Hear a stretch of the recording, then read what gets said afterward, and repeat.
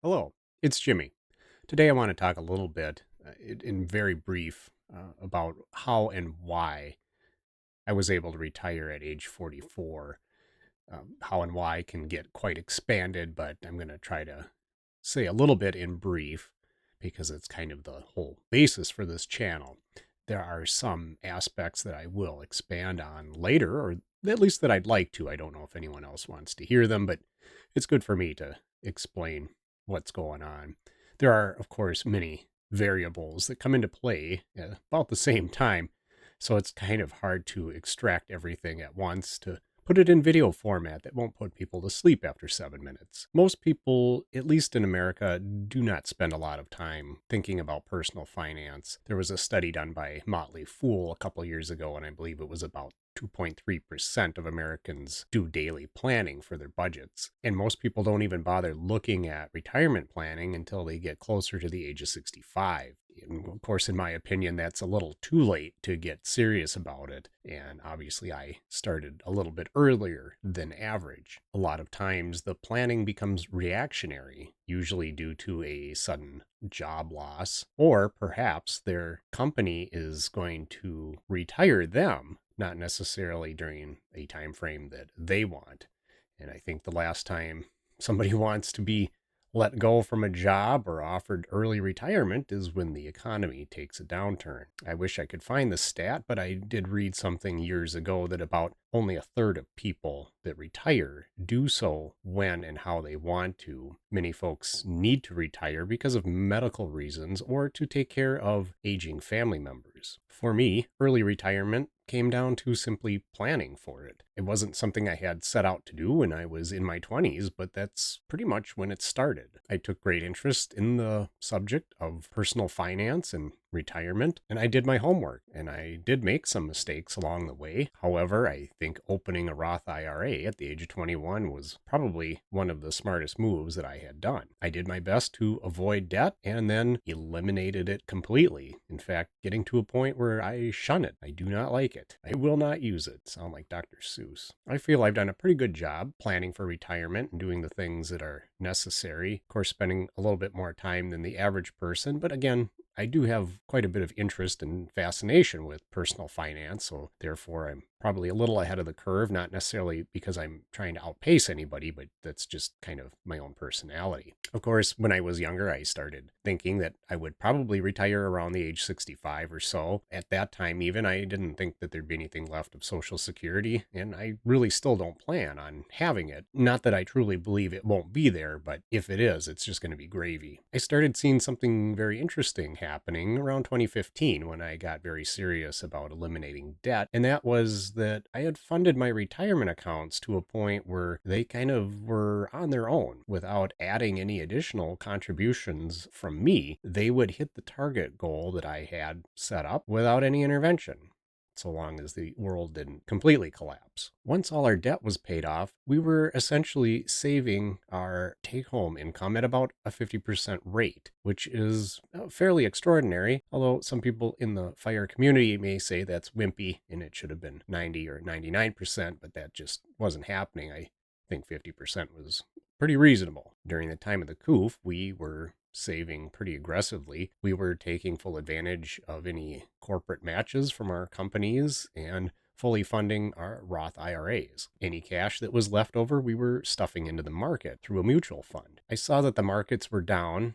Based on the conditions, I figured it was temporary. Or if the markets were going to completely go in the toilet, everybody was screwed and money would mean nothing. We would have to move on to Plan B, which I don't feel is necessary to discuss in this format. Since a lot of people that were in the market were panicking and pulling out, I was sweeping up the opportunities at a sale price. And because we couldn't really go anywhere or spend a whole lot of money, we were able to accumulate quite a bit. The coup afforded us plenty of time to examine life, maybe run some scenarios that we wouldn't have normally done. We looked at what was really important in life and maybe starting to understand that there were some things that we could let go. Someday I may talk specifically about the abuses that went on during the time of the coup, but now is not the time for it. But just understand in context that some of those struggles really came into play in our decision making. We were probably more adversely affected by corporate and societal policies than we were by the actual bug. I had been planning on being out of work because of some policies that were put in place, and there were some choices that I had to make. There were choices that the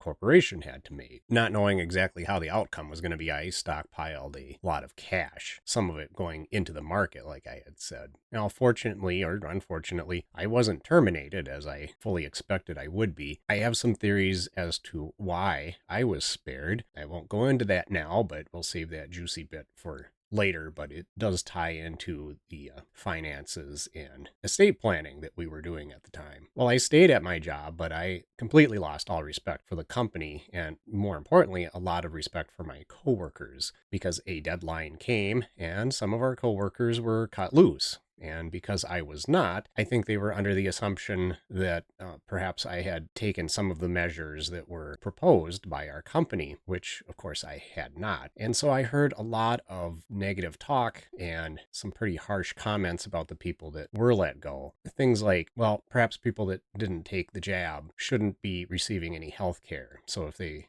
came to the hospital for any reason, that they should just be left outside to die. Those are not things that I expect to hear from reasonable people. Once I learned that I wasn't getting fired, I was sort of relieved, but at the same time, I knew that my time with that company was going to be short-lived. I started researching some new possibilities, perhaps a career change or moving to a different company in the same field I was in. And I know I wasn't the only one. There were plenty of people that were moving around. There was a great deal of folks reevaluating life and moving into other careers or different jobs, just the same way I was thinking. I thought it was kind of good opportunity. Sometimes it's nice to stir the pot a little bit and perhaps get people into roles that they're more suited for or out of ones that they are not at all suited for. But it was just a good time of change, at least in looking for jobs. There were quite a few people that I knew that did the quiet quitting thing, as much as that kind of seemed tempting to me. But I didn't really want to do that. I like to actually do my job when I'm at work. I did work hard to try and change my attitude about my employer and my colleagues, and I did stop ruminating about that, but it wasn't really until 2023 that I realized that I was kind of blacklisted. I was no longer in a place where I could advance my career. I and a few other people at work were passed over for promotions that, based really only on seniority, we should have had. There were no performance issues, as far as I can tell, for me.